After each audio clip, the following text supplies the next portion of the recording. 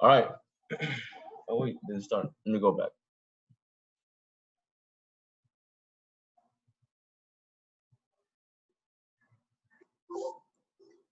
All right, so cardiac emergencies.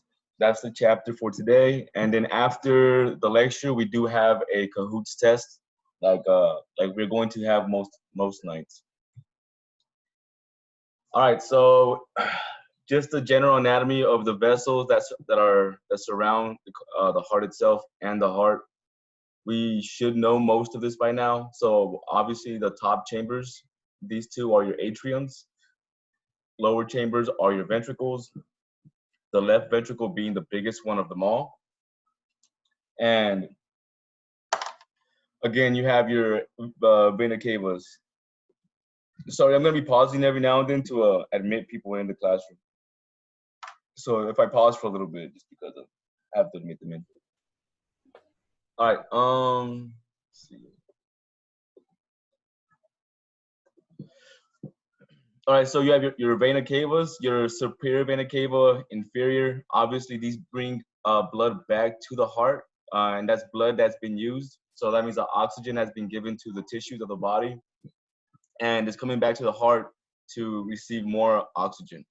And this right here is your pulmonary. Wait, let me. Okay, here we go. So it's more visuals and more pictures and more names of everything. So you have your pulmonary arteries that take blood away from the body, from the heart and to the lungs to get oxygen. And I just skipped that anatomy. You guys can review this if you have time later on. All right, so how does the normal function of the heart and blood vessel relate to blood pressure and distal pulses? So I'm gonna go ahead and just pick on somebody to answer this one and also the following question. So Michaela, can you answer that first question for us on the first bulletin, please?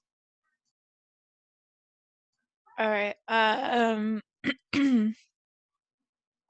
does the normal function of the heart and blood vessels relate to the blood pressure and distal pulses? Well, if it's like a normal function, then you're gonna have like a healthy pressure coming out. But I mean, if your like blood vessels are like constricted or like dilated, then it's gonna make the pressure lower or higher, Yeah, and you're gonna be able to feel the pulses better or less. exactly. Yeah. So if you have a normal function of the heart, then every time that left ventricle contracts, um, pressure is gonna rush through the vessel, and that creates that distal pulse, right? That's every time that left ventricle squeezes blood into the aorta, that creates a wave force that allows us to feel that distal pulse, and then the blood pressure too. Every time that left ventricle contracts in the heart, that pressure that rushes through the vessels creates the blood pressure that we read also. Good job. See, Drake came in. All right, let me see. So the next question, how is shock related to the function of the heart and blood vessels? Who wants to just go ahead and volunteer for this one? For that last one.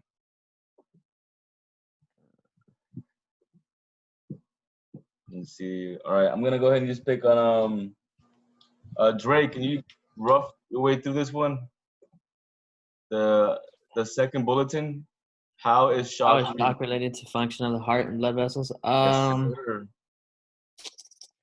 So shock is just the heart not functioning, right? So Okay. so the heart is just not adequately getting blood through the body, so through the blood vessels. Yeah, so if the heart, if that left ventricle, for whatever reason, there could be many reasons, but if that left ventricle isn't pumping adequately, then that pressure in the vessel, that blood is not gonna go fast enough, and that leads to shock because now blood is not traveling through the body at the rate that it should be to supply the O2 to the body, right? Mm-hmm. So now that's gonna lead to shock because that pressure is going down, the speed of the blood is going down, so we're not delivering nutrients and oxygen to parts of the body. And then as far as the vessels go, relating to shock, the vessels, you have what's called anaphylactic shock, right? Which that's a severe allergic reaction. And one of the side effects of that is that your vessels dilate. And so if your vessels dilate, it doesn't matter if your heart is pumping good. If your vessels get really, really big, then the fluid level, the blood level goes down, and the vessels bringing that pressure down, which leading to shock ultimately. And that's just one example. The other example would be like neurogenic shock. So with anaphylactic shock, neurogenic shock, and septic shock, with those three types of shock, is the exact same issue. Um, there are different ways of going through shock, but the outcome is the same. And the outcome is that the blood vessels get really big, which drop, they dilate, which drop the blood pressure down. And if the blood pressure is down, that means that the blood is not traveling fast enough, and that in itself is going to lead to shock. That makes sense, guys, or no? Good. That makes sense. Yeah. All right, cool. I'm assuming it makes sense. What was All the third one that you said? Sorry. right. Okay. As far as the shocks, you have anaphylactic shock, you have neurogenic shock, and you have septic shock. Septic shock, think like a septic tank, like a poop tank. That's the same concept. There's like a waste in the blood, and the waste that's in the blood is what actually causes the vessels to dilate and become permeable, leaky. Okay, so let me. All right, so now we're gonna talk about acute coronary syndrome. Who here remembers what acute coronary syndrome is, or at least kind of have a kind of an idea of what that is?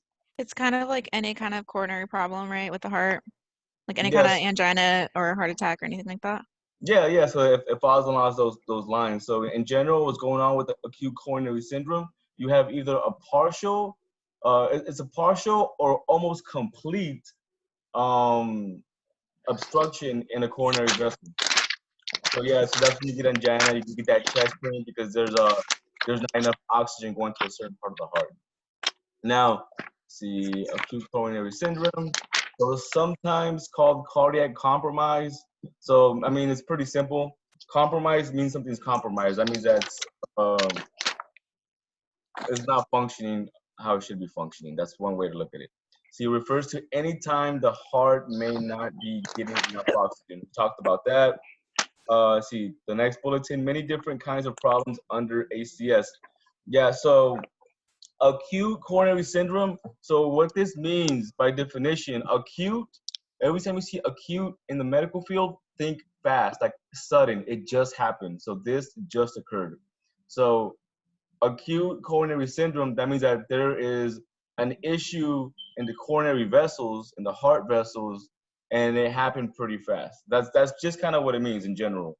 Now, the reason it's not so specific, it's because it could be a number of things that could cause acute coronary syndrome. It's not really tied to any specific thing, so it's a general term, meaning that there's an issue, a sudden issue in the coronary vessels. Who's that? Okay. All right, so sorry about that. Come on. All right. Acute coronary syndrome. Treat all patients with acute coronary syndrome like signs and symptoms of a cardiac issue. So because it is a cardiac issue, so acute coronary syndrome is a cardiac issue because it's affecting blood supply to the heart itself. Chest pain, and we said chest pain when it's connected to the heart is called angina, right? So angina, chest pain is the best known symptom. See, these right here are terms you should want to write down. So under the first bulletin, it says chest pain is best known symptom, can be described as crushing, dull, heavy, or squeezing. So these are your textbook kind of definitions of the feeling a patient should have if they are having a heart attack. Sometimes described only as pressure or discomfort. So from my experience, the patients that don't really feel the pain but feel more of a pressure or discomfort, are your female patients. I'm not sure why exactly, but a female patient may not present with any kind of chest pain, but may feel like discomfort or pressure on like their middle back, like on the posterior side of their back. I mean of their body, and it'll be kind of in the center. From my experience, radiates along arms down to upper abdomen or up to jaw. So if you don't know these things, I would go ahead and write them down. And whenever you're doing your OPQRST, you know, the one we talked about in last class, the OPQRST, every time you do that, you're kind of trying to figure out if the patient has any one of these or not. So radiation, does it radiate to the abdomen, upper jaw? That's one of them.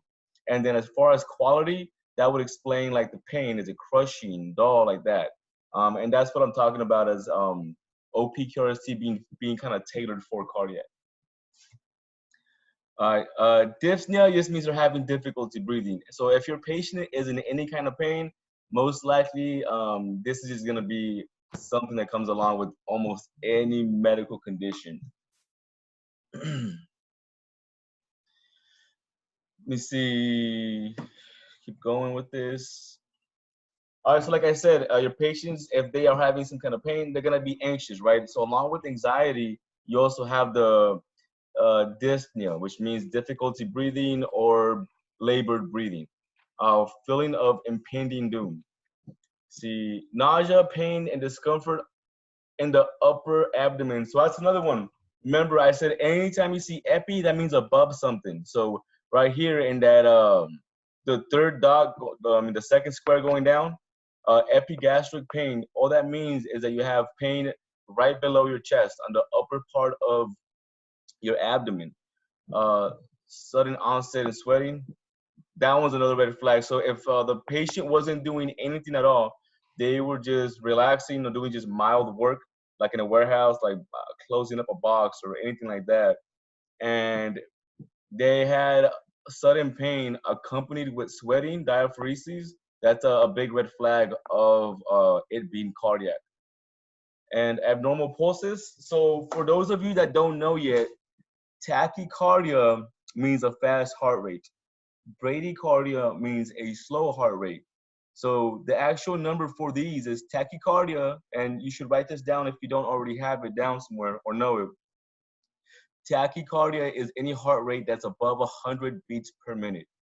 Bradycardia, sorry, let me admit somebody. Bradycardia is a heartbeat that's below 60 beats per minute, all right? And then obviously abnormal blood pressure is another finding of acute coronary syndrome. Now for a patient having acute coronary syndrome, the blood pressure, do you think the blood pressure is gonna be elevated or is gonna be down? Hypertensive or hypotensive? James, what do you think? For your patient going through acute coronary syndrome, so I know you just joined, so I'm gonna kind of give you a little rundown. So acute coronary syndrome, in a nutshell, means that there's not enough blood going to a certain part of the heart, right? So you have angina, chest pain. If your patient has acute coronary syndrome, the abnormal blood pressure, you think is gonna be abnormally high or abnormally low? It's going to be low. Low. Anybody else think differently? And if you do, why? Now, give you a hint. The first one up here, anxiety, kind of gives you a hint as to whether it's going to be high. Okay. I'm thinking like high, just because there's like a blockage, so it's like backing up pressure. But I don't know if that's right or not. You're right. The first part is right. So it is going to be high, and the reason it's high is because the blood pressure relates to the pressure throughout your entire body, right? So and this problem, acute coronary syndrome, I'm sorry, let me. So acute coronary syndrome is only exclusive to the heart itself, right? So that is not really blocking any blood in a major part of the body. So it's not going to affect your blood pressure in that way. So like what I'm saying is that the blockage itself, from the acute coronary syndrome, that is not affecting the blood pressure itself. What's affecting the blood pressure is that your body notices that there's a lack of oxygen to a part of your heart, which in your heart is one of your vital organs, right? You need that to survive. And what happens is signals are sent to your brain to constrict the vessels of your entire body, to increase blood pressure. Your heart rate is gonna go up instinctually because your brain is doing it for you.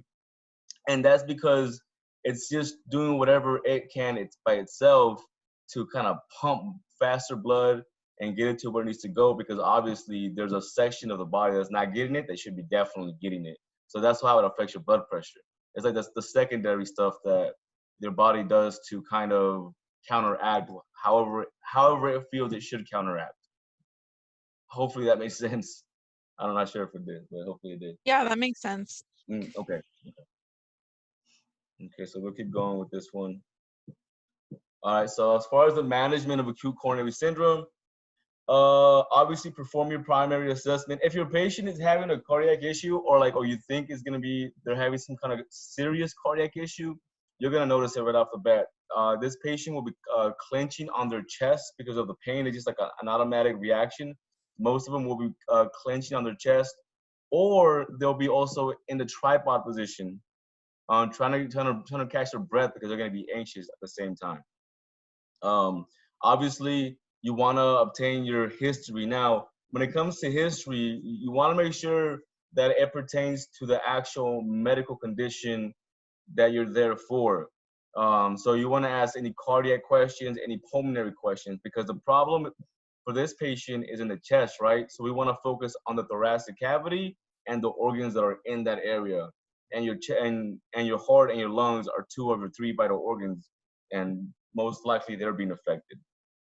Again, OPQRST, that is tailored for cardiac, and we've gone over that before.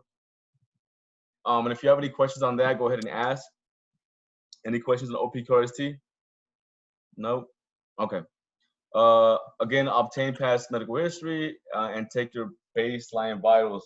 Now, your vital signs, what do your vital signs do for you in general? As far as your patient status and everything. They give you a baseline so you can see later on down the road whether or not your patient's improving or declining. Perfect. Yeah, that's exactly what it does. Thank you. Patient care, place patient in position of comfort. Usually for your cardiac patients, yeah, it's always going to be Fowler or semi-Fowler. So sitting up, that's just always our comfortable position for the most part. And then determine if oxygen should be administered. For these patients, your cardiac patients, it's going to be rare if you don't give them oxygen. They're going to feel better when you give them oxygen. Just because even though it might not directly help with the obstruction, it will help with the anxiety from that issue. So we're going to put these patients on an NRB, so a non-rebreather mask, between 10 to 15 liters per minute, okay? These patients. And obviously transport them, get them to the hospital ASAP.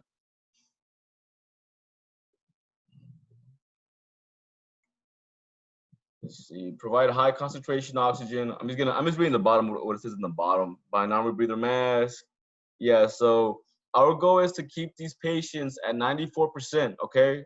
So between 95 and 99% oxygen saturation, that's our goal. If you don't know that now, please write that down. So our goal is to have a patient's oxygen saturation between 95 and 99. We do not want to go to 100.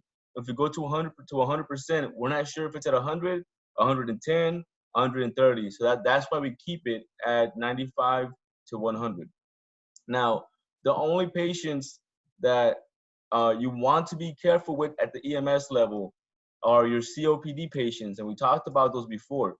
Now, whenever it comes to your COPD patients, if they do have COPD, there is a very, very high chance that they're gonna be on a nasal cannula when you get there already, all right? And you'll know if they have COPD. Well, first of all, you're gonna get a medical history, so you're gonna know that right off the bat. And it's something you have to just keep in the back of your mind every time you're working with certain populations. For them, for patients that are on COPD, I would see what their normal baseline is. So they might be resting around 85, 89. That might be their normal. and just try to get it to their normal baseline, okay? For your COPD patients. But you So have to understand. So you take it without the oxygen that they currently have? Yeah, so for your COPD patients that they're having like a serious medical condition, because you have your patients that, you know, you just transport. They're like, it's like a taxi ride. You just take them to a hospital or a facility because they can't drive themselves. For those patients, just, you know, obviously keep them on their nasal cannula. But if your patients are having some kind of difficulty breathing or having some kind of cardiac issue, then it would be wise to shift them over to an NRB, maybe at 10 liters per minute, but keeping a close eye on their O2 set to make sure it doesn't go too high. Does that make sense? What I'm saying? Yeah. How fast does it change? Like if you take them off their nasal cannula, like how fast does it change to where you get a That's a good baseline question. reading? That's a good question. It actually takes quite a bit. I mean, that's my opinion. For your O2 saturation to change, it takes at least, let's see, I want to say a good minute to 2 minutes before you actually see it on an O2 set. And I wish I could show you that. I actually give you guys an example in class, but yeah, it takes about a minute or two. So, and the reason I think it's a good question is because when it comes to treating your patient, O2 saturation is good for kind of like, you know, making sure that your patient's levels are decent, especially for COPD patients. But I would never ever go off of O2 saturation to treat my patient, only because the 1 minute is a very long time for oxygen delivery. You know what I mean? So this is, I guess, a side note. But so it takes about a minute to 2 minutes before it shows on your O2 saturation reading. To answer your question, a minute or two. All right, so let's see. So EKG or ECG. If you're with the paramedic, you're gonna have this. And most likely, if you're with them, you'll be setting up the EKG for them and the lead, and they will put it on the patient and actually read the ECG. But I don't know.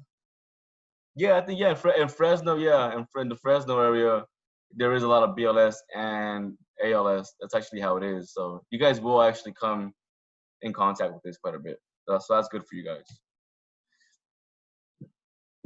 Let's see. Patient care indications for administering nitroglycerin. So it's kind of a review. Obviously, if they have chest pain, angina, which is what it's called, from cardiac issues. If the patient has a history of cardiac problems, and at the BLS level, at the EMT level, obviously the patient has to have nitroglycerin prescribed to them. Okay, that's the biggest thing. You can't give it to them if it's not prescribed legally. You can't do that. And see, patient has nitroglycerin with them, so obviously that have to happen with them. And then what's the route for a nitroglycerin? Anybody? Under the tongue. Under the tongue. And what's the medical term for that? Sublingual. Sublingual, yes, sublingual. And that's just the tablet version, I think, right there. See, they have the tablet version, they have the spray, and then they also have patches that they make also as well. All right, so continuing on with the acute coronary syndrome. So indications for administering nitroglycerin. Obviously, we talked about this. Systolic has to be good. So the systolic blood pressure has to be above what? Click on somebody. Andrew, you there? Yeah. So what do you think the systolic blood pressure has to be above in order for you to be able to give nitroglycerin? Like, what do you think? It's usually a range between this number and that number, and it's all based off protocol, but it's always going to be between these two numbers, one or the other. 60 to 100. No, so 60 to 100 is the normal beats per minute for heart rate. Now, for systolic, the blood pressure, that's that top number, right? The blood pressure, it has to be between 90 to 100. If it's above that, you're okay to give nitroglycerin. If it's below that, you have to call medical direction if you think that you still need to give it. Okay. Okay.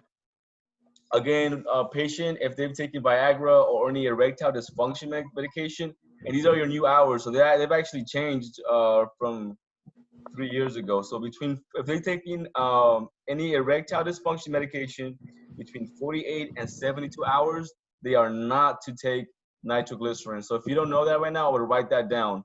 If they've taken any kind of erectile dysfunction medication, 48 hours to 72 hours, they are not to take nitroglycerin. And that's because, again, Viagra and any other erectile dysfunction medication, they are also vasodilators. And we do not want to stack these vasodilators on top of each other because it brings the blood pressure down to dangerous levels, and which could lead to shocks, obviously.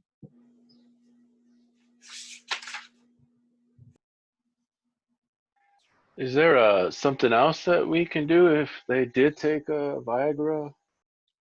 No, the only other thing, oh, it's actually right here, aspirin. And I should actually flip to it. So aspirin is the only other thing. Oh, hold on, let me go back to it. Yeah, aspirin is the only other thing that's good at the BLS level for cardiac issues, acute coronary syndrome, or myocardial infarction. Hey, Mr. Mendoza, did you look up the whole asthma being a contraindication for aspirin? No, I couldn't find anything on that. Did you find something Really? on that? Yeah, it's there. What is yeah, what is so It what was said it that exactly? it said that like NSAIDs like can further cause like a bad asthma attack for it's like 20% of people with asthma can go into like a bad like respiratory distress or something weird like that. It said it in the book and then I looked it up online too. Oh, that's crazy.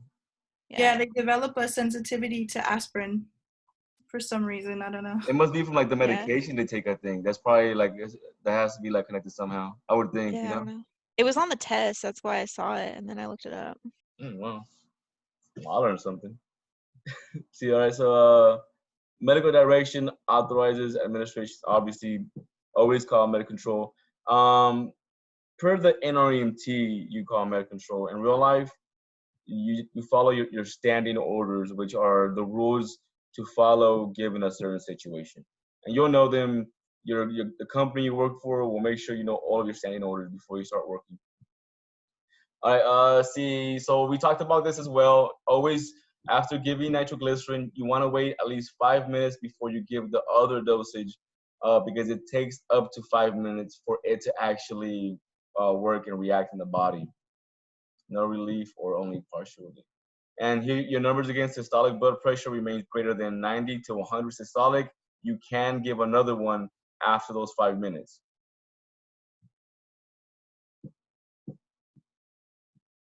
Okay, we're in repeat mode again here. Again, if your patient is not allergic to aspirin, go ahead and give it to them. No history of asthma. Oh, there it is, yeah. See, indications for administering aspirin. No other indications, ability to swallow, medical direction, surgeries, heart. All right, so we're gonna get into a different topic now. Let's take 10 minutes and I'll meet you back here. For those of you that joined in a little early, please go to your email if you haven't done so already and take the survey. On there, as far as names, I would just pick the top person or anybody. I'm not sure. They just told me to pass on the survey for you guys to take it. Yeah. I was Cool. gonna say I couldn't find your name or a class like pertaining to this. So the only one I could find was a first aid and medical terminology. That's probably it. That's probably gonna be it, to be honest. And then Okay. if there's like a comment section, I guess just write my name just in case it's a glitch or something and my name's supposed to be on there. I don't know. Gotcha. Okay. All right. See you guys in 10 minutes.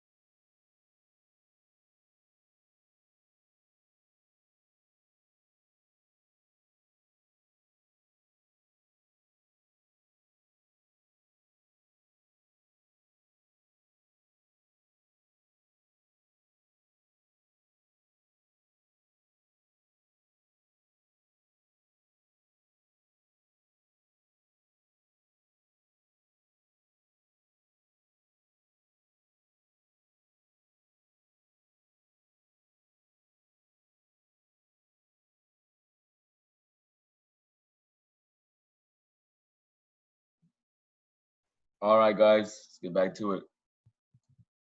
All right, causes of cardiac conditions. Heart problems caused by a number of disorders affecting conditions, function of the blood. We talked about that. Okay, so now we're talking about coronary artery disease. So really, all this means is that Do you have a chapter for all this? yeah, it's chapter 18. It should be on your outline. Oh, okay. For some reason, I thought we were gonna be on 20 today, but I think that's probably because we had up to 19 due on Saturday. So Yeah, I we're gonna thought be we were up, gonna but be yeah, we're like 22. off by like a chapter, but just like on my Brady, just stay on schedule with those, and then our lectures we're gonna be like one off per week or something. okay. Yeah, yeah. That way you at least get all the information. So we have enough wiggle room, luckily, because of what happened. So we'll be okay. All right. So like I said, usually all this means is that the coronary arteries. So again, we're still talking about the coronary arteries. So in acute coronary syndrome and coronary artery disease, it's the same thing. I mean, the same location. And that's the vessels that deliver blood to the heart itself. So with this disease, like it says here, the vessels themselves are narrowed, and that's usually because of a buildup of plaque. And plaque really is like a layer of fat inside the vessels of your coronary arteries. And so the best way to think of this is that if you have coronary artery disease, your coronary vessels are like always constricted to an extent. They're always constricted to an extent. So because of that, if you have this disease, there's a good chance you're not a very active person. And because of that, whenever you do exert your body more than it's used to, because you already have that extra layer of fat inside the vessels, when those vessels do constrict from extreme physical activity, you're gonna cut off circulation, or not, maybe not complete, but partial circulation to certain parts of the heart tissue, because the vessels are already kind of naturally constricted with this extra layer of fat. But as soon as the person relaxes, though, that's the good thing about coronary artery disease, is that as soon as that person relaxes, the vessels will go back to their natural size, which are, kind of naturally constricted already because of that layer, and that pain will go away. So with coronary artery disease, your patients get what's called stable angina. So that's that chest pain from cardiac, from a lack of oxygen, but it's stable. And the reason it's stable is because as soon as your patient relaxes, it goes away. Now with acute coronary artery disease, the one we're talking about, that we get what's called unstable angina. And that's because it doesn't matter what else the patient does, if they relax or not, that pain is gonna be consistent and it's not gonna go away. So that's the difference between stable angina and unstable angina. Does anybody have any questions about stable angina or unstable angina at all? No? All right.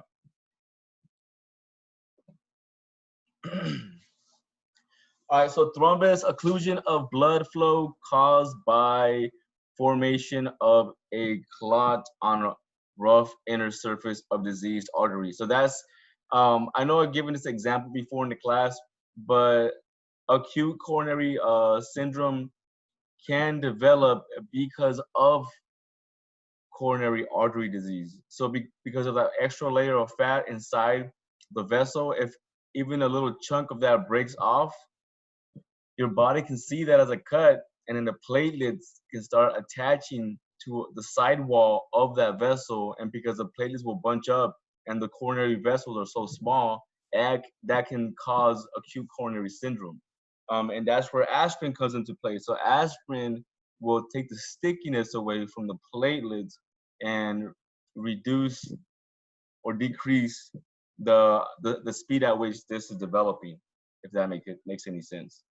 So as far as emboli, right here in the bottom, that the last dot right there, emboli is another general term. So emboli is anything that obstructs a vessel. That's an emboli. So an emboli can be a piece of fat, so that plaque in the tissue. or it can be a chunk of blood that just kind of decided to just bunch up with each other. That it could be that too. Or it could be anything else. But emboli, just think of that's just an object. It could be any object, and that object is causing an obstruction to where blood can't get through a vessel. So that's what an emboli is. It's just it's a general term for anything that causes an obstruction. So like even an air bubble, for example, could be an emboli. If air bubbles get into the bloodstream and cause an obstruction, the air bubble is now an emboli. Reduced blood supply to the myocardium. The myocardium just means muscle heart. The myo is muscle, cardium, heart. So cardiac muscle. Causes emergency in majority of cardiac related emergencies. Aneurysm. So an aneurysm is a weakening, the weakening of a vessel, and what happens is that the inner layers of the artery, the ends, because the vessels, so veins and arteries, they're made up of layers, right? It's like a water hose; it has layers to it. So do your vessels. Well, the inner layer of a vessel has weakened and gotten smaller, and that can cause a bulge. And then that bulge, just like in a water hose, when you see that the top layer is gone, and then there's a bulge from the inner layer of the water hose. That is exactly what an aneurysm is, but it's happening inside your body, and can burst. And once it bursts, depending on where the location is, it can be very, very deadly. I did find a video on that, so I'm gonna share that with you guys real quick. This one is an abdominal aneurysm, but this aneurysm can occur in the coronary arteries. It can occur in your brain. It can occur anywhere. So new share. And I'm gonna share. I think it's this one.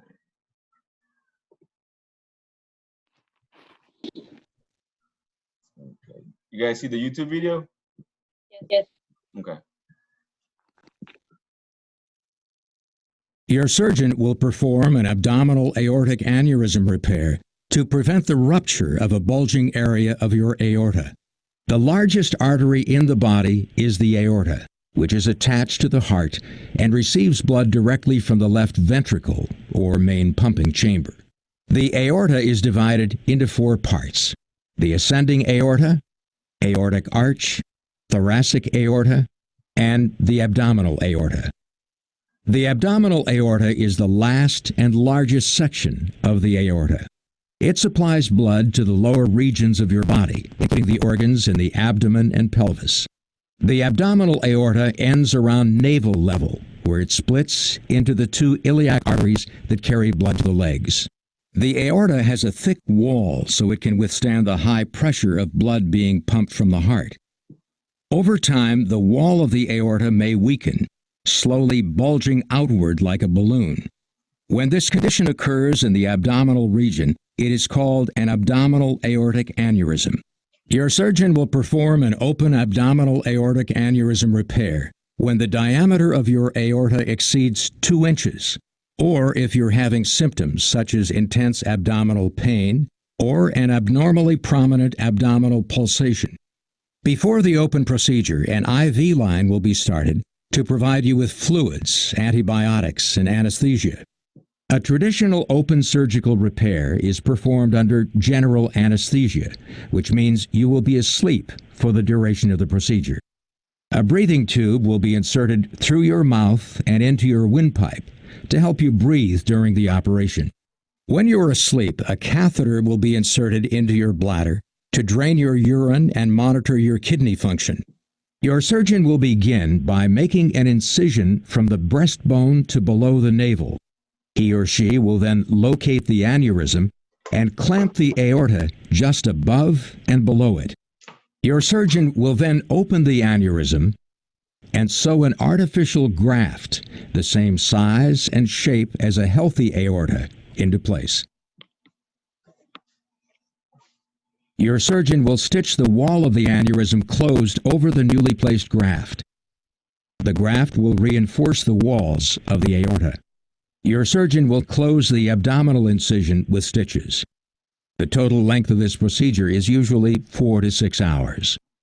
Your surgeon will perform endovascular aneurysm repair, a newer, minimally invasive procedure if you have severe heart disease or are at increased surgical risk due to age or other medical conditions. Before the endovascular procedure, as with the open procedure, an IV line will be started to provide you with fluids and antibiotics. You may receive general anesthesia, or you may receive a sedative and an epidural or regional anesthesia to numb only the lower half of your body. Your surgeon will begin by making a small incision in your groin over your femoral artery. Then he or she will insert a guide wire into the artery and gently push it up toward the site of your aneurysm.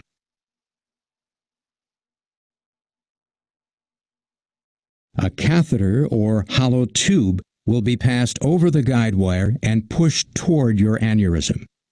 Using live X-ray pictures as a guide, your surgeon will pass an endovascular stent graft, a compressed fabric and metal tube, through the catheter to the aneurysm.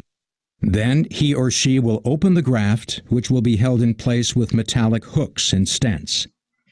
Your surgeon may insert additional graft components to extend the graft into the blood vessels supplying your legs. Once the graft is in place, your blood will flow through it, not into the surrounding aneurysm sac, which will remove the pressure from your aneurysm. Finally, your surgeon will remove the catheters and close the incisions in your groin. The procedure will generally take 2 to 3 hours. After your procedure, if you had a breathing tube, it will be removed, and you will be taken to the intensive care unit for recovery. You will receive fluids and nutrition through your IV. You may also have a tube inserted through your nose and into your stomach to remove secretions until your intestines regain normal functioning. The usual hospital stay for an open procedure is 5 to 10 days, while the stay for an endovascular procedure is usually shorter at 2 to 3 days. And that's it. Any questions about that? Nope. All right.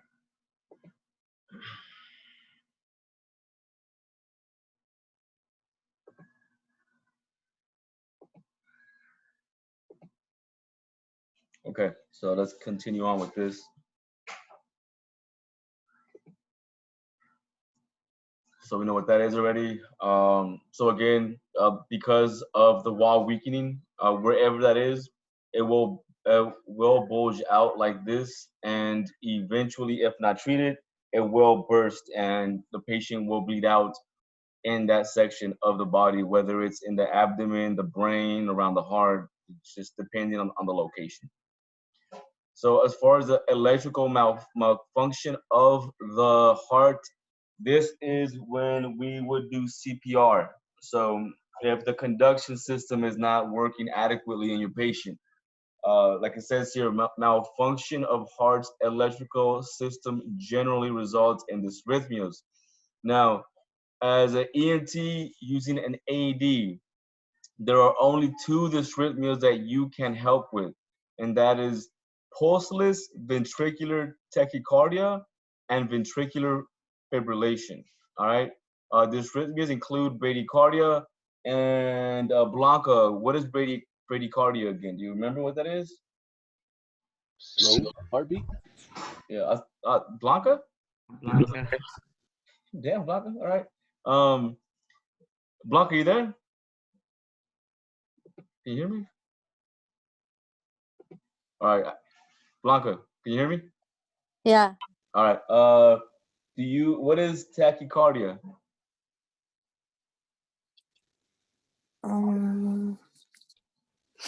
Is that a fast heart rate or a slow heart rate? Slow. Tachy means fast. So tachy, every time you hear tachy, it sounds like a fast word, you just think fast. And Brady means slow. Now, in case you guys forgot, bradycardia, the actual number for that is below 60 beats per minute is bradycardia. Tachycardia is above 100 beats per minute.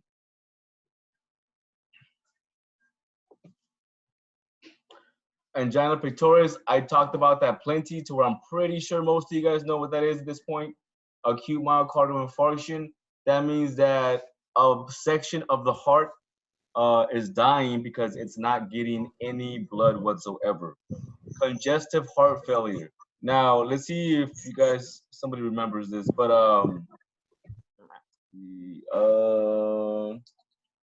Veronica, you there? Let's see, Veronica. Yeah. From the I think it was, yeah, from the last class or one of the previous classes that we had online. Do you remember what how you can physically see if your patient has congestive heart failure? Like where it would show if they do have heart failure? Just by looking at your patient? If they're blue around their eyes or their mouth. That's one. Yeah, that was actually one that was one. But anybody else, something that you would see on in a part of their body specifically? Pedal Anybody else? edema. Pedal edema, perfect. Yes. So pedal edema means that you have fluid, and this would be blood in your ankles, and that's from right side heart failure. Because remember, blood is carried to the right side of your heart via the superior vena cava and inferior vena cava, and if the heart is not accepting that blood because it's in failure, then that blood gets backed up. That blood being backed up into the inferior vena cava is going to settle down in your ankles because of gravity. So gravity takes over, and all that blood settles down in your ankles.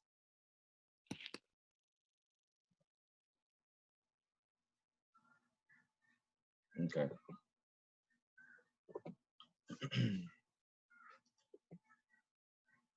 Okay, so talked about that. We talked about that. Acute myocardial infarction. So like I said, it's death of a portion of the myocardium. Again, myocardium just means heart muscle due to a lack of oxygen. Coronary artery disease, talked about that.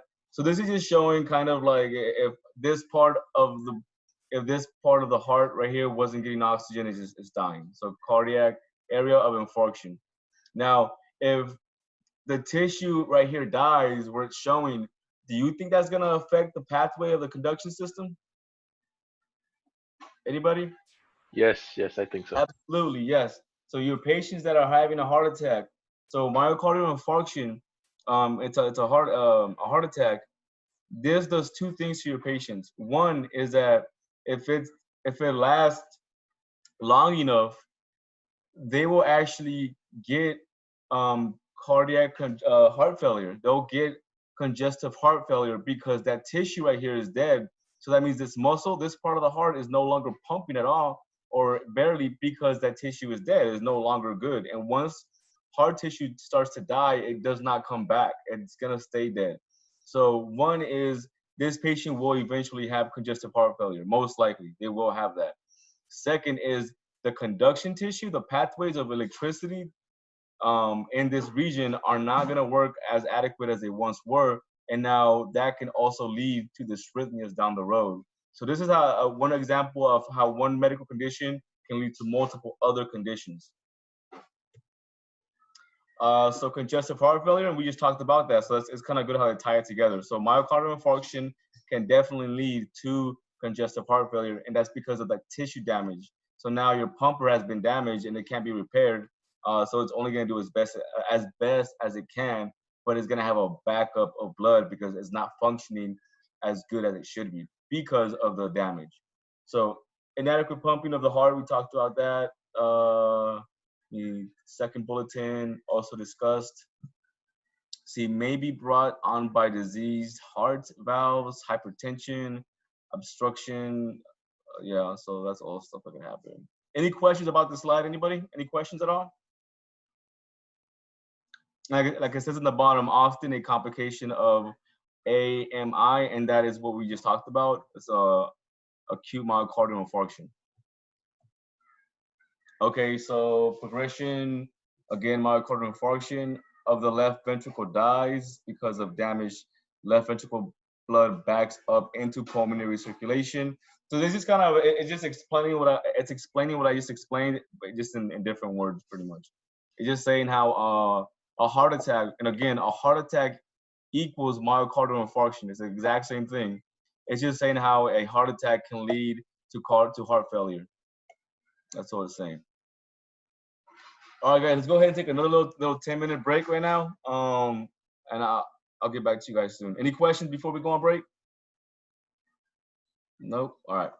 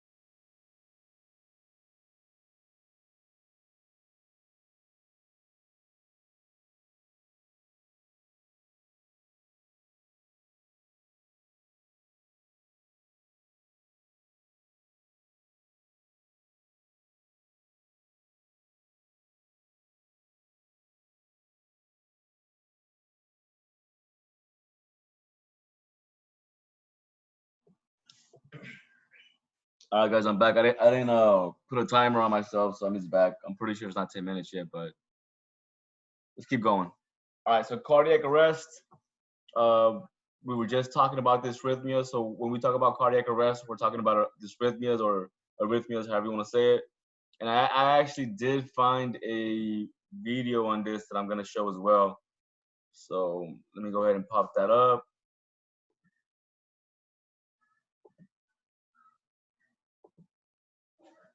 And you guys see the YouTube video? You guys see it or no? Yes or no? Yes. Yes. All right, thank you. All right, here we go.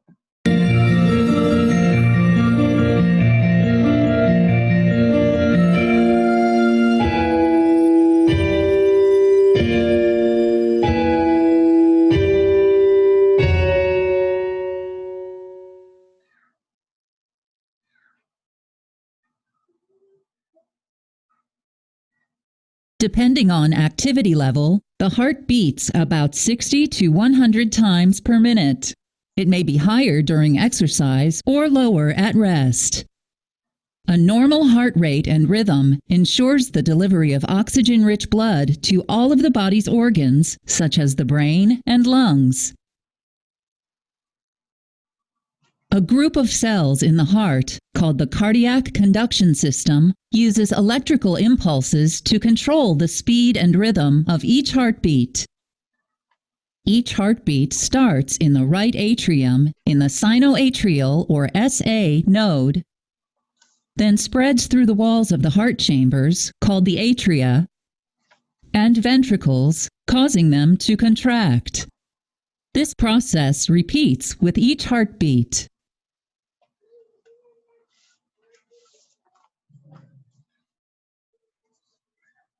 Problems with the cardiac conduction system cause the heart to have an abnormal rhythm called an arrhythmia.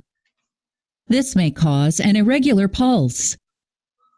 Arrhythmias may happen in the atria or ventricles.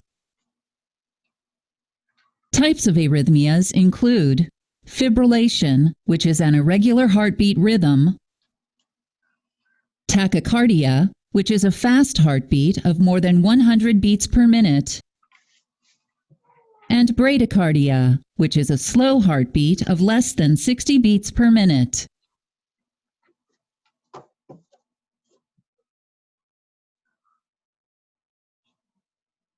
Atrial fibrillation is the most common type of arrhythmia. Random impulses cause the atria to fibrillate or twitch rapidly and randomly. Tachycardia in the atria is called supraventricular tachycardia. In focal atrial tachycardia, small areas within the atrial wall start or pass along impulses that cause the atria to contract rapidly but with a regular rhythm. In atrial flutter, larger areas within the atrial wall start or pass along impulses that cause the atria to contract rapidly but with a regular rhythm.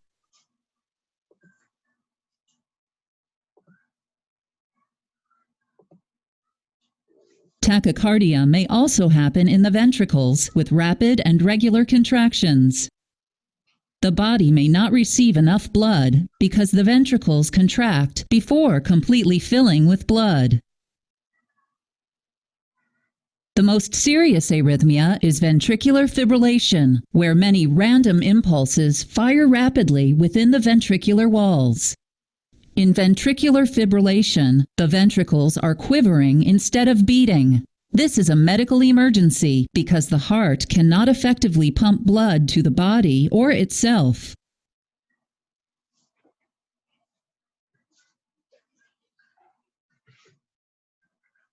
Sometimes problems with the SA node or problems with the pathway of the electrical impulses to the ventricles can cause the slow heartbeat in bradycardia. If the heart beats too slowly, the body may not receive enough oxygen-rich blood. Depending on the type of arrhythmia, a doctor may recommend one or more of the following treatments. Lifestyle changes, such as eating a heart-healthy diet, exercising, and quitting smoking. Medication, such as antiarrhythmic drugs and beta blockers. Catheter ablation, where thin wires inserted into the heart destroy the tissue causing the arrhythmia with hot or cold energy. And implantable devices, such as a pacemaker or defibrillator, to correct the pace or rhythm of the heart.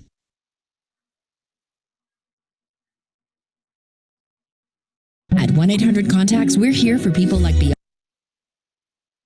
Any questions about that at all?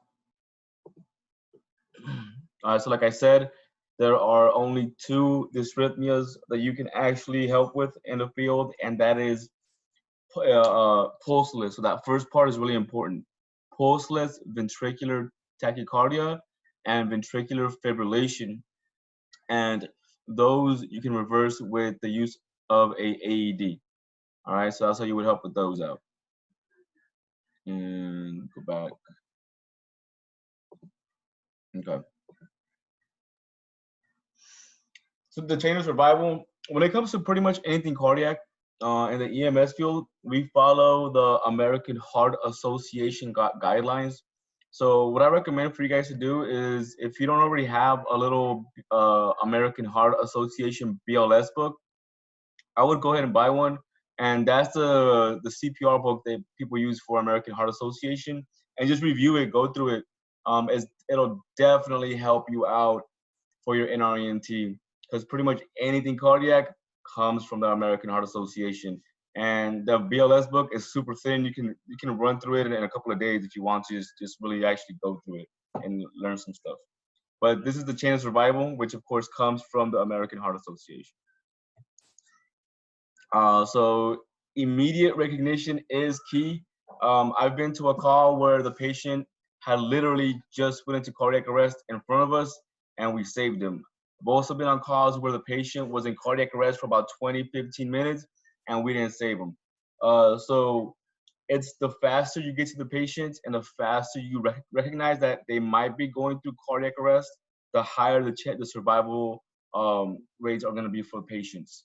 Most likely a bystander will be the one that's going to recognize cardiac arrest and call 911 and start that early CPR, hopefully. So as far as 3 ways CPR can be delivered, obviously you guys would be the main option that people want. EMTs come in there, trained professionals to do CPR on a patient. Lay people would be pretty much, lay people is anybody that's out in the streets, anybody that's walking around with a CPR card, that is considered a lay person. They're just typical civilians that are trained in CPR for one reason or another. The other one, of course, dispatchers nowadays, they are trained on how to give people instructions that call them given a certain situation, and CPR is one of them. They can actually walk you through CPR and you just put them on speaker.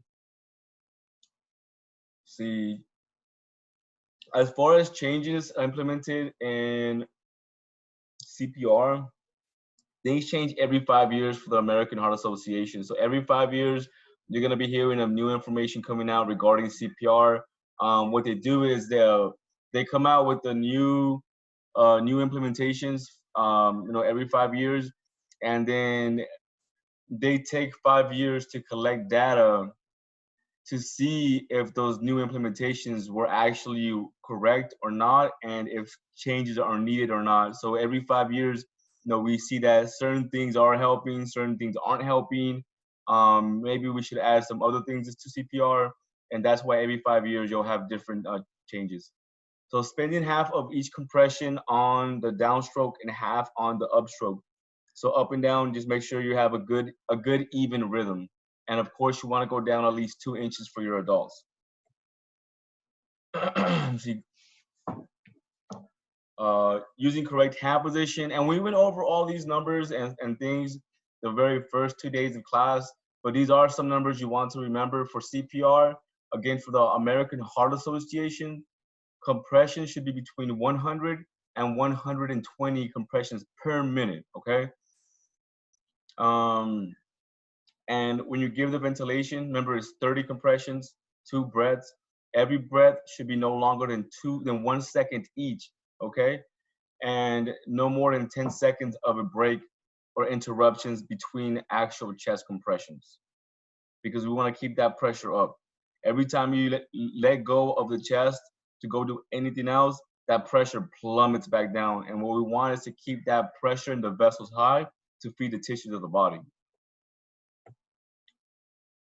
Talked about this already. So your AED, as soon as your AED gets there, your AED is priority for, especially for your adult patients, because adult patients, there's a high chance that if they collapse, it's from cardiac. And the only way to reverse that is if we reset that heart with an AED or some kind of shock, all right? CPR by itself is not gonna bring them back to life. It's gonna improve their chances of coming back to life and still having good tissue in place as far as the brain goes, but it's not gonna bring them back to life.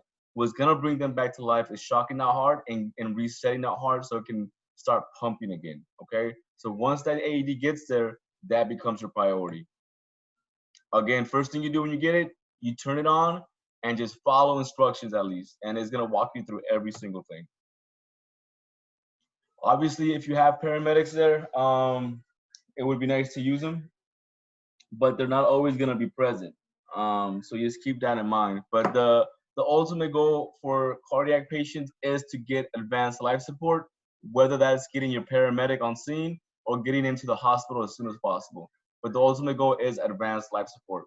As EMTs and basic life support, our job is just to kind of maintain and preserve the body where it's at, so that ALS and definitive care being the hospital. So definitive care means like what ultimately has to be done for this patient to make sure they're okay. That's definitive care, and that's ultimately what needs to be done for the patient.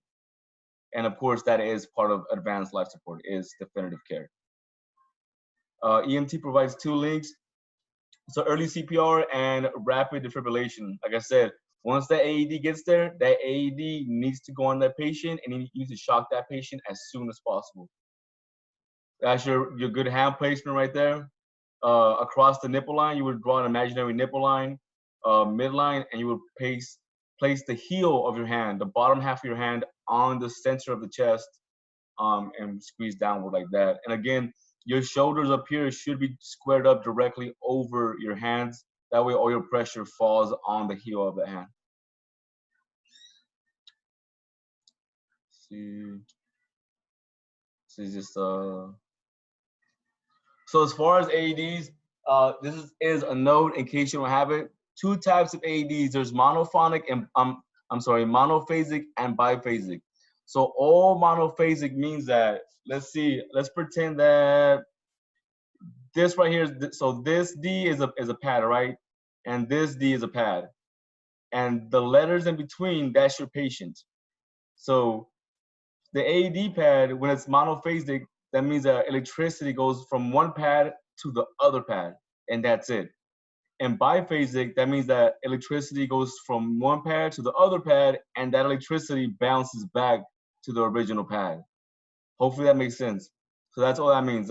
Monophasic means only 1 shock is sent. Biphasic means 2 shocks are sent back and forth. What's the purpose for the biphasic?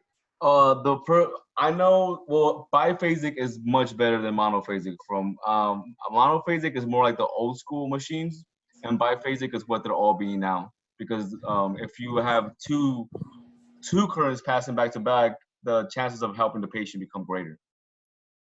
So pretty much everything was monophasic, and we're shifting over to biphasic, and that's the only difference. I mean, that's the purpose, is that it's better than monophasic. So how do they work?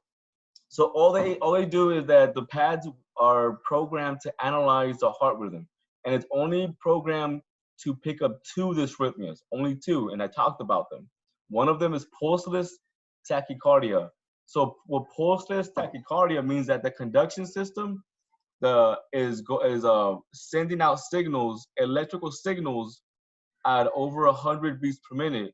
So the machine, the EKG machine, may be picking up the signals of normal cardiac conduction, at a high rate above 100 because it's tachycardia, but it's not. But the heart is not actually mechanically pumping. There's a cutoff between the electricity part and the mechanical part of the heart, and that's why it's pulseless tachycardia, pulseless ventricular tachycardia, because there's only electrical activity, but a pulse is not created because the mechanical part is not there.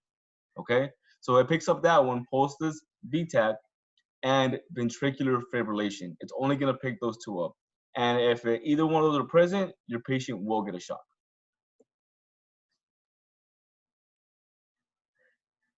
Oh, and then this is what I just talked about. If you want to go ahead and just write this down, a little note. I'll give you guys a few seconds to write that down if you'd like to.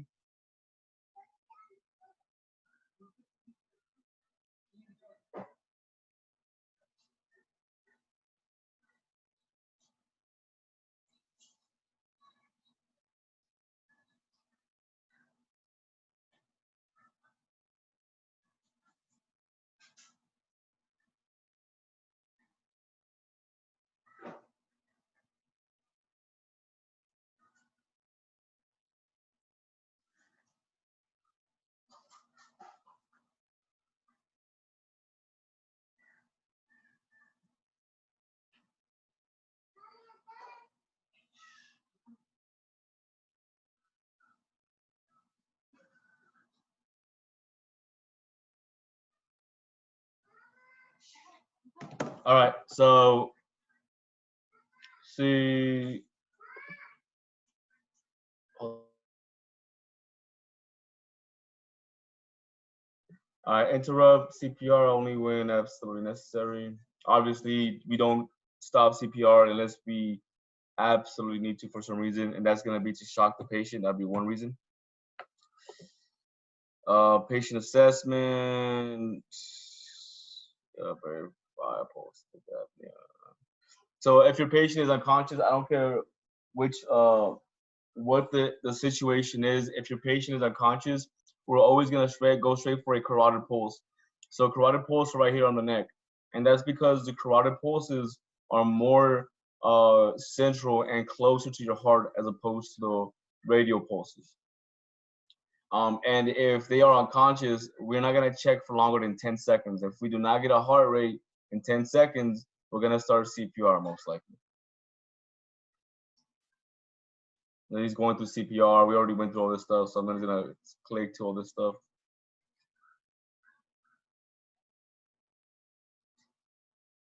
Okay, here we go. General principles, clear. General principles, check batteries. No.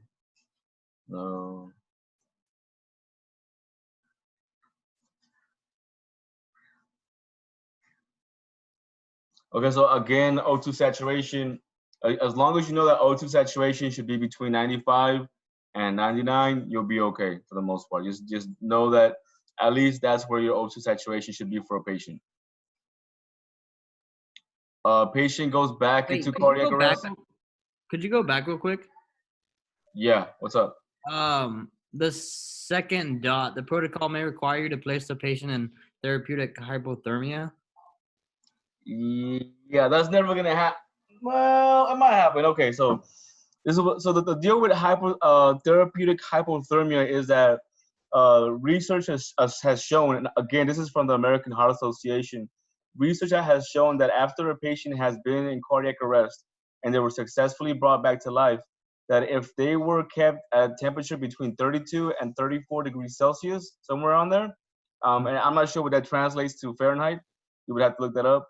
That they have a higher chance of having brain issues, and that's more of a preservation type of deal. So it just shows that if they're kept cool, that they're gonna have better functions when they come back. Because remember, these patients were just in cardiac arrest, so that means that blood wasn't pumping to parts of the body how it should be, and your brain is extremely fragile. So as a result of cardiac arrest, one thing is partial or minimal brain damage, but what therapeutic hyperthermia does is that it kind of, I don't want to say it doesn't prevent it. If anything, it kind of slows down the damage. I think that's the best way to put it.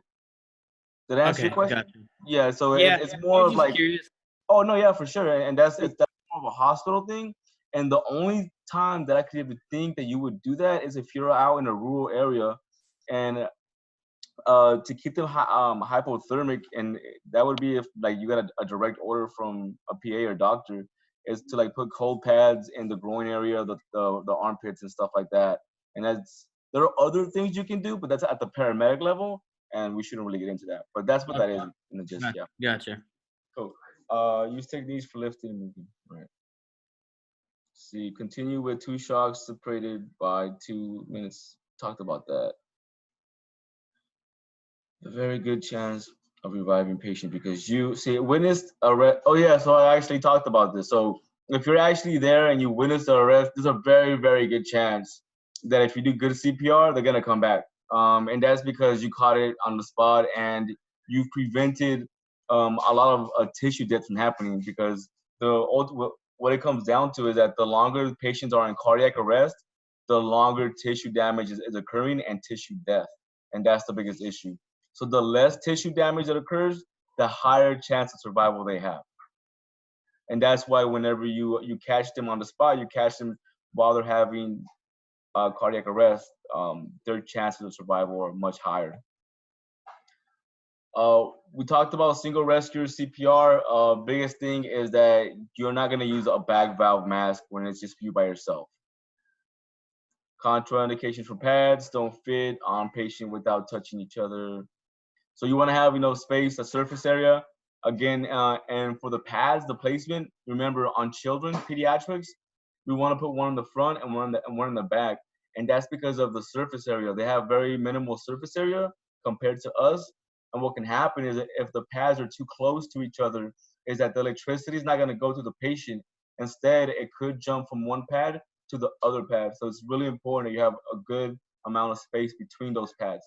And you really, what you're doing is you're really sandwiching that heart. That's what you're doing. Obviously, your patient's soaked, dry them off real quick. They don't have to be super, super dry, but at least around where the pads are gonna go, have it somewhat dry right there. And as far as any object, so if the patient has a pacemaker, obviously don't put the pad over the pacemaker. Put the pad around the pacemaker, or you switch sides completely. Same goes for nitroglycerin patches. Like I said earlier, so nitroglycerin comes in tablet form, spray form, or patches. And in case it is on the part where you would put the pad, you would just take it off and just kind of wipe down around the area where the patch was at. And then before actually shocking your patient, you want to clear, and that means do not touch the patient because that shock could be transferred onto you. So we just talked about this. Any implants, put them around the pacemaker or whatever is on the patient. Or if the pacemaker is too big, because I know like back in the day, they made some really, really big pacemakers to where you can't even put a pad around the pacemaker. And that's when you're better off just switching the chest from like one side of the chest to the other side of the chest.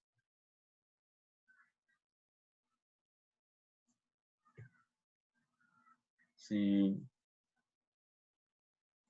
let's talk about other stuff.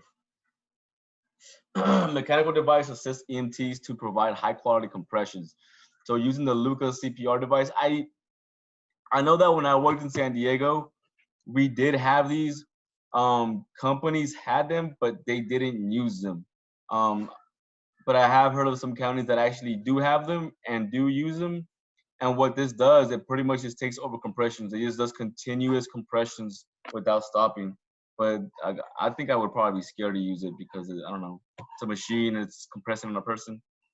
But I don't know. So using an auto pulse, align the patient on the auto pulse platform, provide bag mask ventilation and rates of 2 ventilations every 30 seconds, compressions every 2 minutes.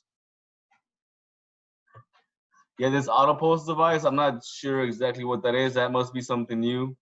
But I would definitely look into that. I'm sure the auto pulse is not going to be a topic on the NREMT, but it would be good just to know, just so when you come across it in the future, you know somewhat what it does and what it's for. But as far as it being involved in the NREMT, I wouldn't be worried about that at all. See, terminating. So you have to know when to stop. And the biggest thing is, if your life is in danger, that's when you absolutely have to stop. If for some reason you feel like you're gonna get hurt or killed yourself, go ahead and stop CPR.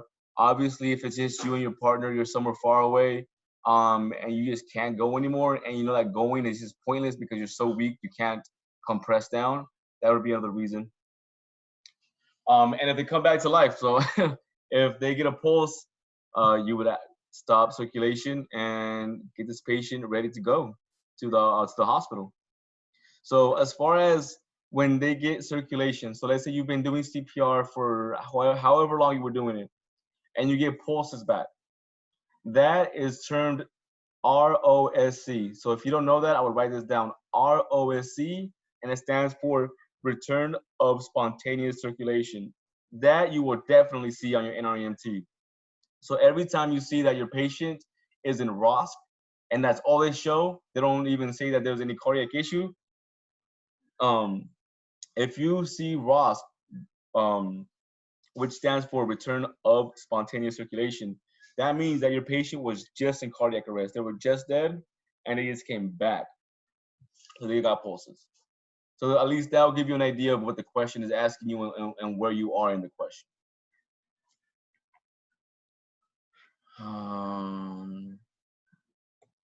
These are all stuff that no return translation. So once you start resuscitation, you must continue on until criteria are determined. All right, I'm gonna go ahead and play this video for you guys. I gotta switch over to a different screen, I think.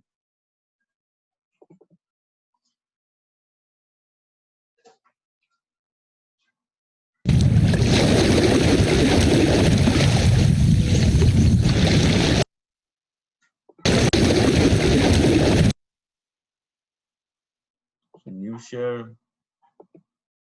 Oh no, it's this one over.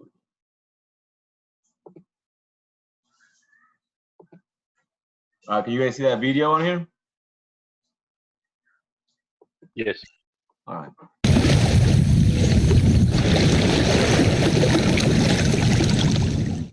A healthy heart pumps regularly at various levels of exertion and coinciding heart rates. Cardiac arrest occurs when the heart stops pumping correctly. Chaotic electrical activity throughout the heart causes uncontrollable fluttering or ventricular fibrillation.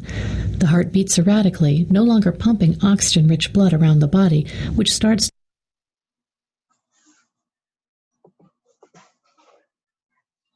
to shut down.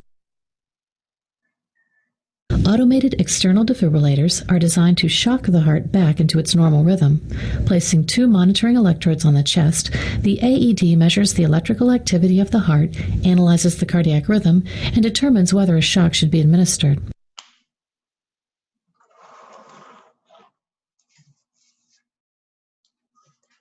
All right, let me go back to sharing the other one. There it is. Okay. Oh, here's another one. Animation of cardiac arrest. So let's go ahead and watch this one too.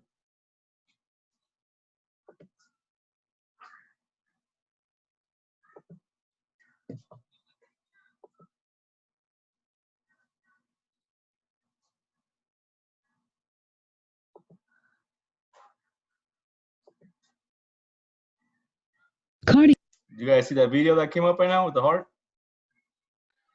Yes. All right, there you go. Cardiac arrest, the cessation of the forward movement of blood from the heart, can occur when massive myocardial infarction results in dead myocardium, which is unable to contract despite continued firing of the SA node. In addition, dysrhythmia, such as ventricular fibrillation, can result in inadequate stroke volume and the cessation of forward movement of blood from the heart.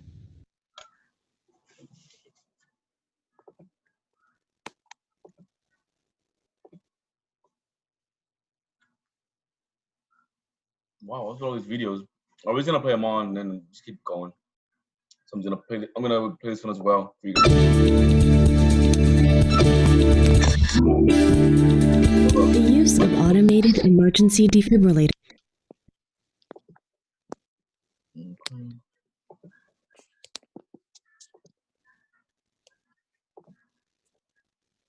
Okay, here we go.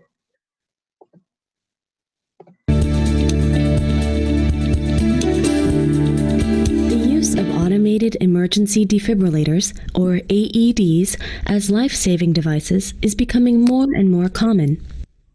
An AED sends an electrical current through the myocardium of the heart, briefly causing the heart to stop and allowing the heart's natural pacemaker to take over.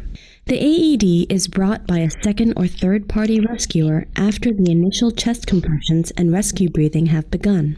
Place the AED next to the victim's left ear.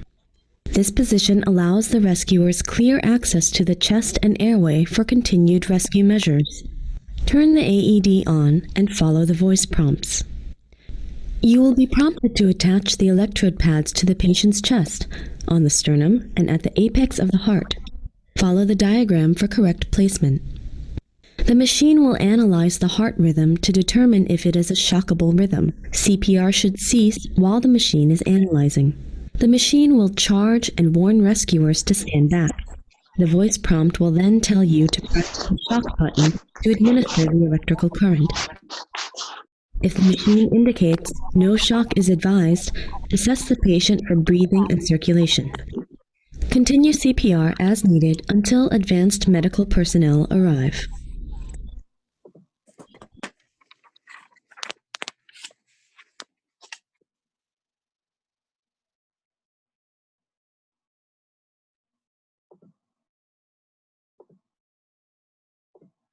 All right, so that was the AED.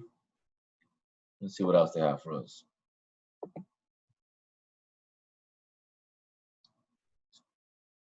Coronary heart disease. All right, so let's watch this one as well. Coronary heart disease, CHD,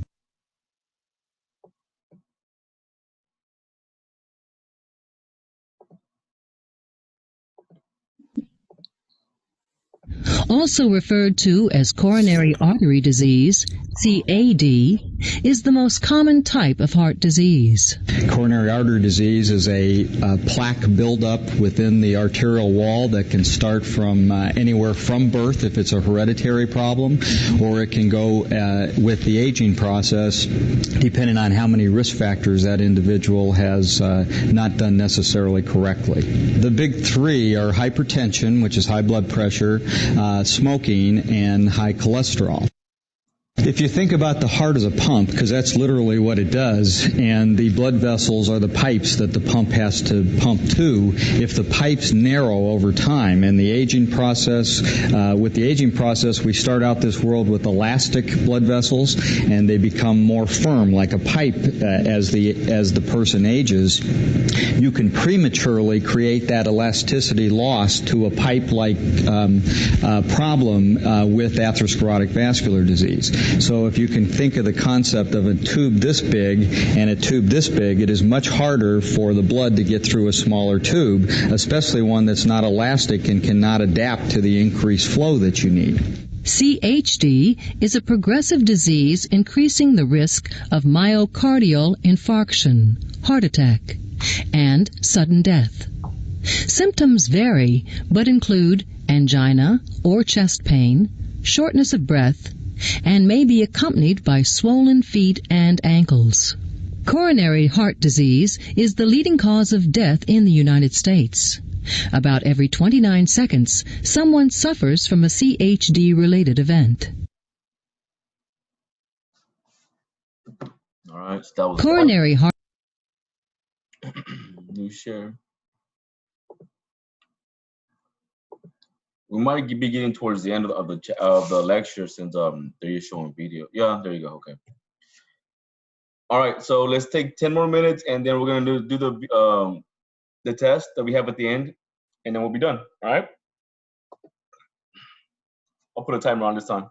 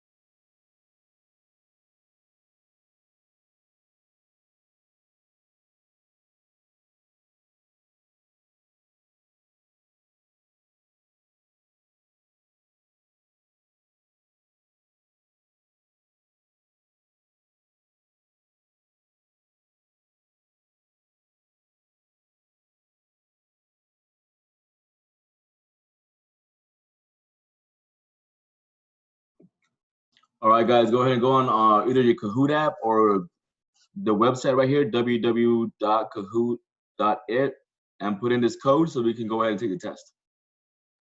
We'll go through it. As soon as I have all of you on here, we will start.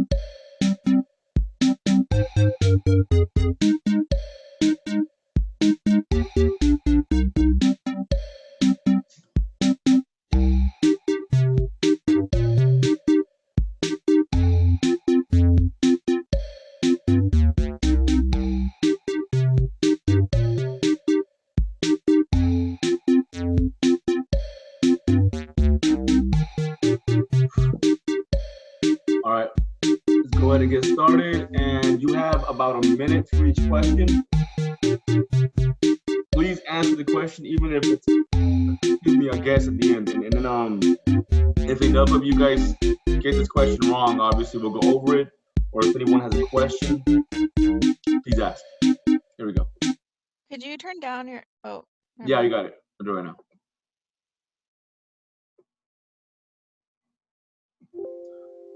All right. Which of the following would be the most likely position you would transport a patient experiencing breathing distress?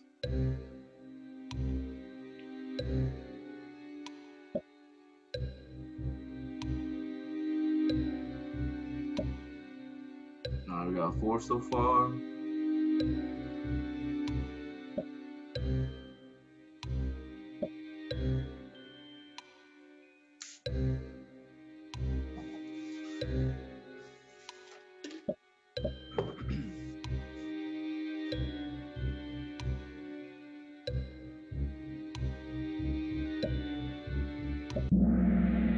So the correct answer is Fowler. So supine would be laying down. If your patient is having some kind of difficulty breathing or distress, they might be coughing up, and supine may be a very uncomfortable position for them because if they spit anything up, it's gonna come back down. Fowler, they're actually sitting upright for the most part and can cough and be comfortable. They can use their accessory muscles.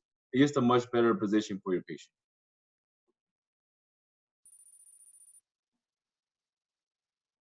All right. During the scene size up, you confirm there is only one patient lying in a left lateral recumbent position. Why would you exit immediately? Which reason would prompt you to exit immediately?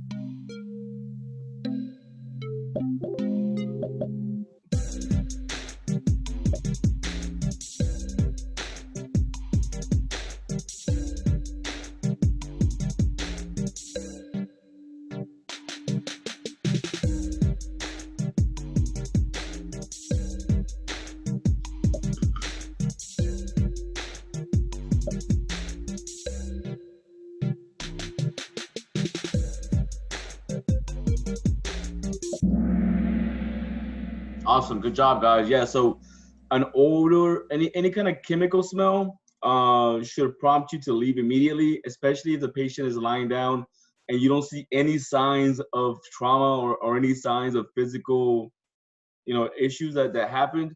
You definitely want to get out of there because it could have been that they smelled something that made them collapse. That's why. It's more like a scene safety issue. All right, CPR is being performed on a patient and EMT is ventilating at 30 breaths per minute. What can be done to assure this is corrected?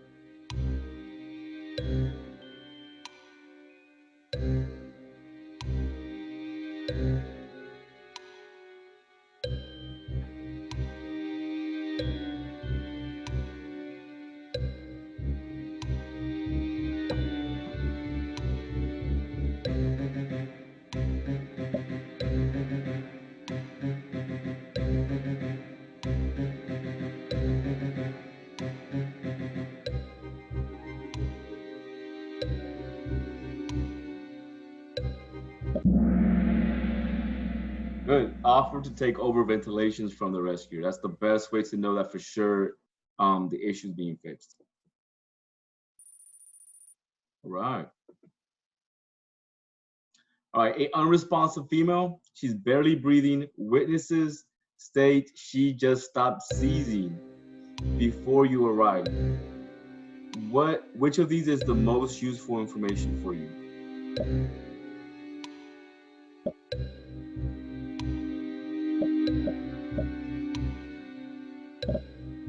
Or I guess more reliable would be the best way to put it.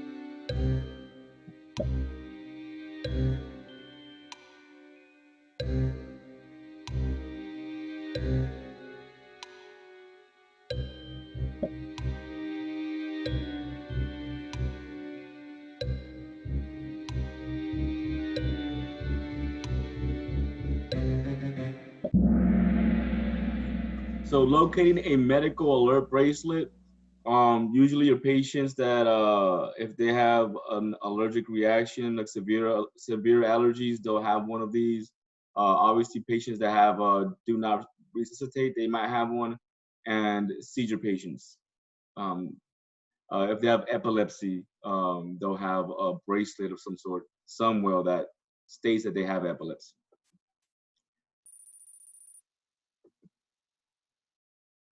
All right. While completing an ongoing exam, your patient cannot understand why you need to check his vitals again. How do you reply? Which one's the best answer for your patient?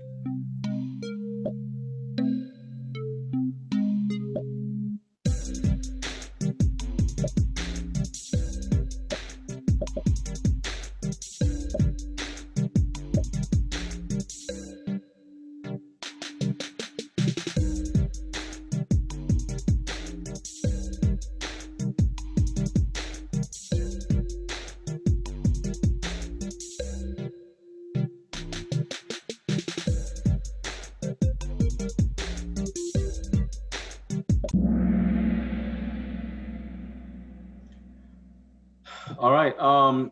It will help you decide if a different treatment is necessary.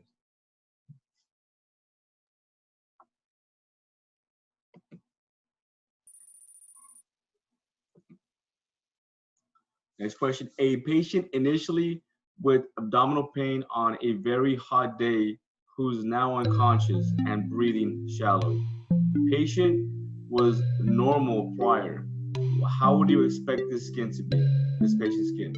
It's a very hot day, they're unconscious and breathing shallow, and the patient was relatively normal prior to them collapsing. You're right.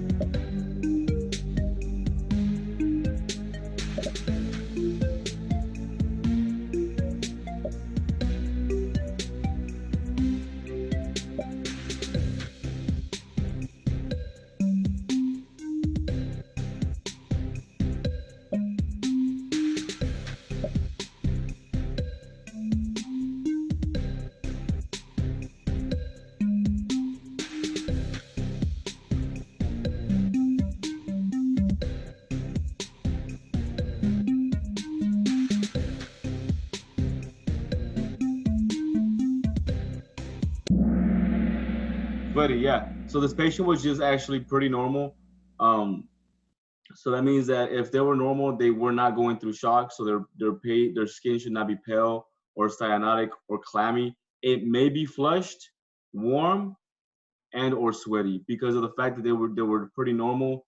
And these right here, the other ones, they all are indications of shock. And this patient most likely is not going through shock. Most likely it would be like a heat stroke or something like that.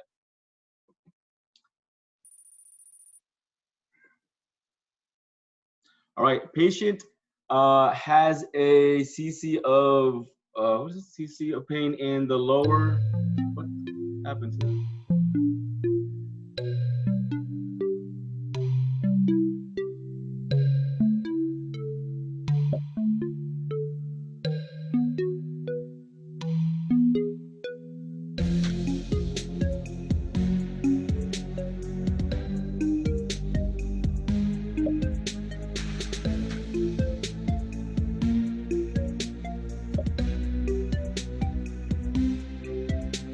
So the patient has pain on the lateral side, that means on the side, on the back side, and it radiates to his genitals. Best way to assess his current condition.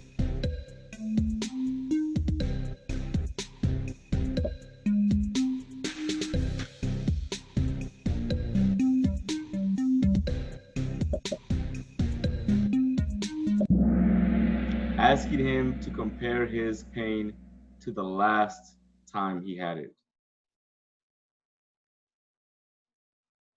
Okay. Not crazy about that question, but it's in there. A patient with angina pectoris, a patient has no signs or symptoms of difficulty breathing. Which of the following medications is indicated? So angina, so we know it's cardiac in nature because it's angina pectoris.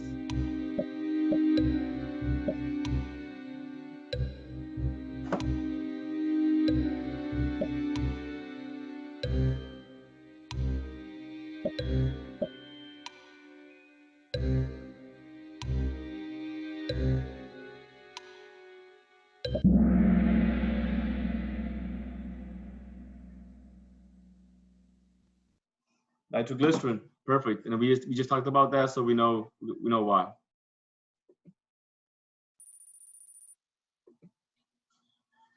All right, blood leaving the heart from the right side travels to the blank.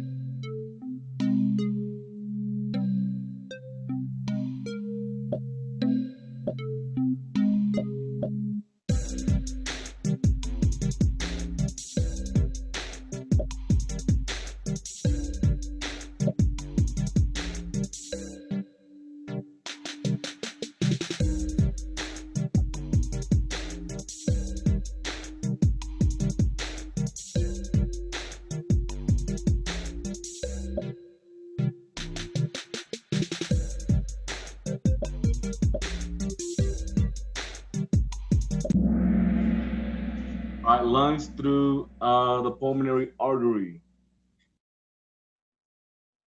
See, blood leaving the right side of the heart travels next to the lungs. Yeah, that's true. Through arteries. That is correct. Arteries carry blood away from the heart. Good.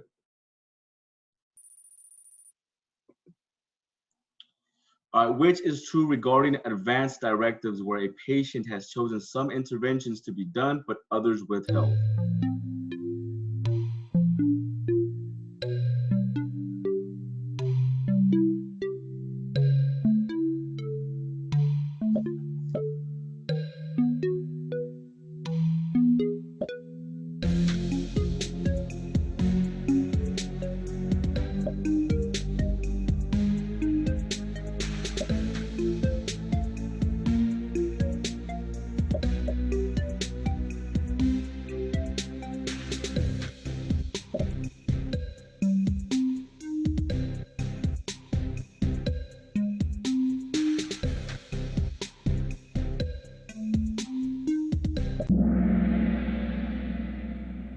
These are usually invalid in a pre-hospital setting. Yes. So the only thing that we actually look at and care about are do not resuscitate. Advanced directives, they're different. They're more for like an in-hospital setting or like a nursing facility setting. And they're more specific.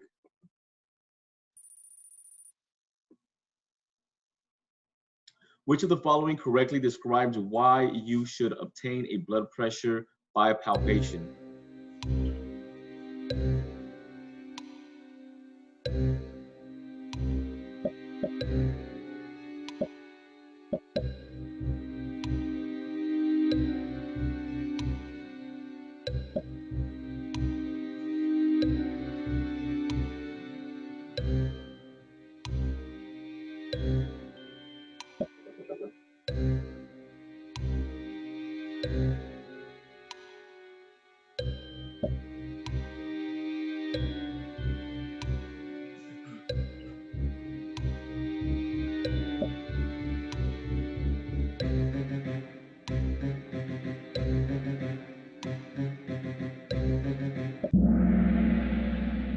The surrounding environment is too loud to hear. Exactly.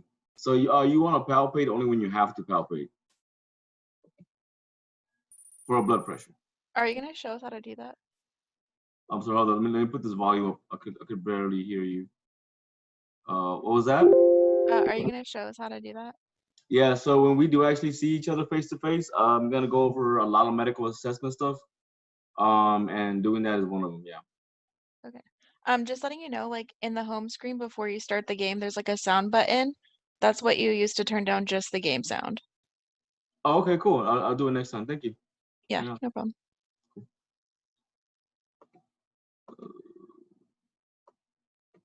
Let me go to the home button. Oh no, it won't let me do it right now. All right. Next question. A 3-year-old with respiratory illness is on his hands and knees. You hear Strider. He's drooling with circummoral cyanosis. That means that he has blooming around the mouth. What's next? What do you do?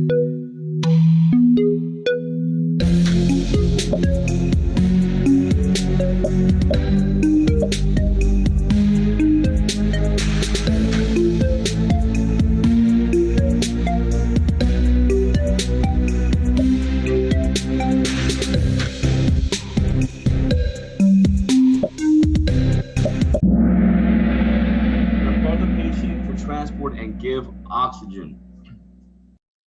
Yeah, when it comes to any respiratory issue and pediatrics, you want to be very attentive, be very careful, especially with this population. They tend to like compensate really, really good for a very long time. And the only issue with that though is that once they start to decline, they go down fast because they're so good at compensating. They don't compensate pretty much the entire time up until they're right about to crash for kids. So for kids, definitely transport them, give them oxygen and take them to the hospital. All right, cool. All right, why do we obtain and record additional sets of vital signs on our patients?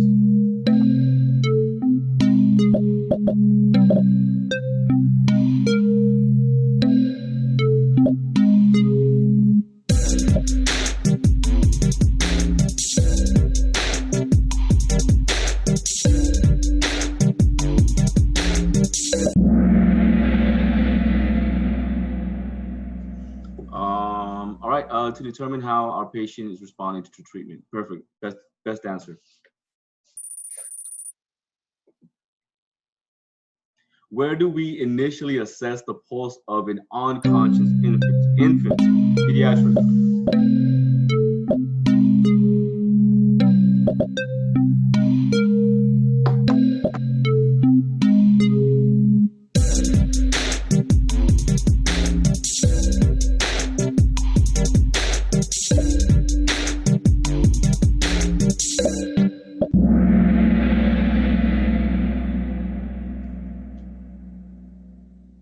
Brachial, perfect. Yes, brachial.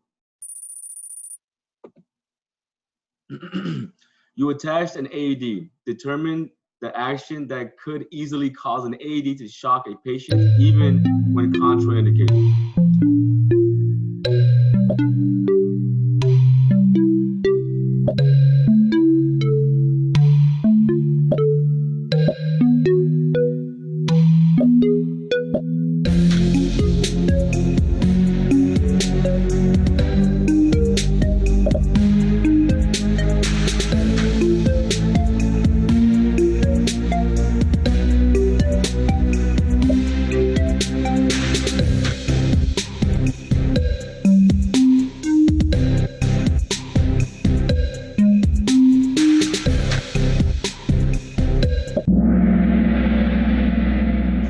In an ambulance. You attach an AED, determine the action that could easily cause an AED to shock a patient, even with yeah, I could take the vibrations as a fibrillation or something like that, or a tachycardia. I can see that happening. Okay. Which of the following best describes the emergency medical services system?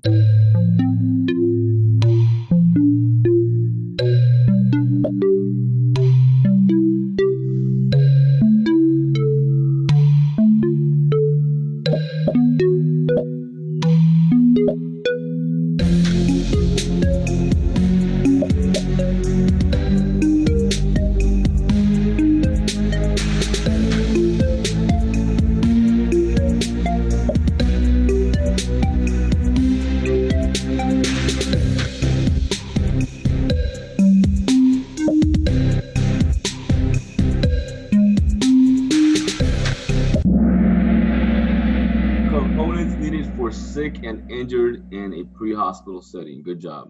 Good amount of you got that. Last one. Which of the following is the best reason for collecting data from EMS run reports? There's a few good reasons why, but which was the best answer?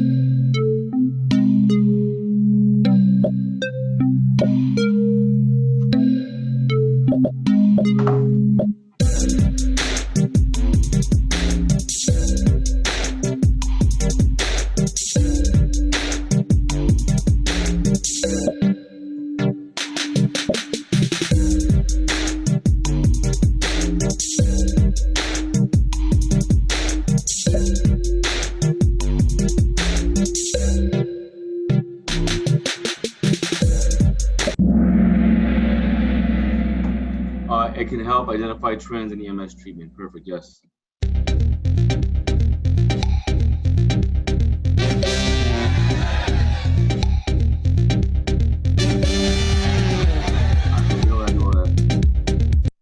All right, good job, guys, on today. And tomorrow, let me see what we have going on tomorrow. Tomorrow, it is diabetic emergencies and altered mental status. So we'll meet up again 7:15. We'll see how things go, and then we're gonna go over diabetic emergencies tomorrow. So that's chapter 19. All right. All right. Okay. Cool. Any questions before we log off? Nope. Nope. All right. So I'm gonna be downloading this video and sending you guys a link so you guys can review it, and then that way those that missed the class can review it as well and write a summary about it. But if there are no questions, good night. Nice talking to you guys again. Yep. All right. Later.